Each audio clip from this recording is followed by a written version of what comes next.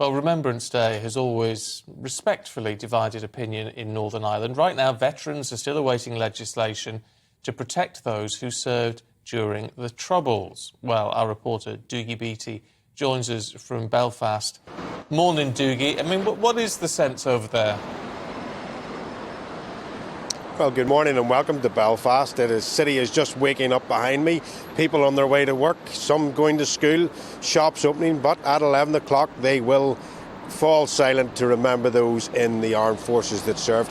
Why is it so important to Northern Ireland? Well, Northern Ireland per head of population gives an amazing amount of their young men and women to the services. It has been always traditionally that way. No one seems to know why, but it has.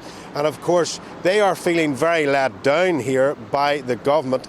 They promised that there would be legislation in place last year to give a statute of limitations to the armed forces that served in Northern Ireland during the Troubles. You've got to remember that the Poppy Day massacre in Northern Ireland was 35 years ago, just 3 days ago. That killed 12 and injured 63 when the IRA put a bomb in the cenotaph.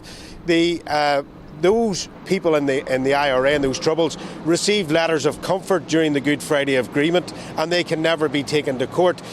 Of course, those in the armed services continually are brought back here to answer trials here, not one conviction so far. And the big problem with that was Dennis Hutchins, of course, last year was buried on Armistice Day. He died while facing trial here in Northern Ireland.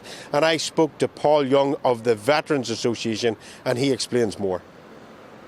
Yes, well, last year was probably one of the most disgraceful episodes in the legal history of Northern Ireland as far as veterans are concerned, because this time last year we were burying Dennis Hutchins. He was the first soldier to be prosecuted under the legacy witch hunts. Unfortunately, Dennis he died before he could finish his trial through serious illnesses.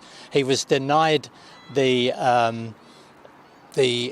right to be found not guilty, and that's why we've been protesting for people like Dennis and all this legacy witch hunts that's been going on, which has been taking our soldiers and security forces to court rather than those that committed the most horrendous human rights abuses against the public of Northern Ireland.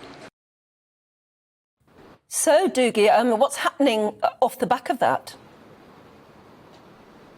Well, that legislation, of course, because we've had change of government, and we hear about the economy and so forth. These are bread and butter issues that government should be dealing with. And while the Tory party has been arguing with itself, these matters haven't been addressed. So this legislation that was promised to these veterans has made its way from the courts through the House of Commons into the Lords. There will be a debate on it, hopefully within the next month. That is then handed back to the House of Commons, and veterans are hoping that that will become law, where they cannot be brought back, basically a statute of limitations for so many years, and they will be protected while serving the Crown.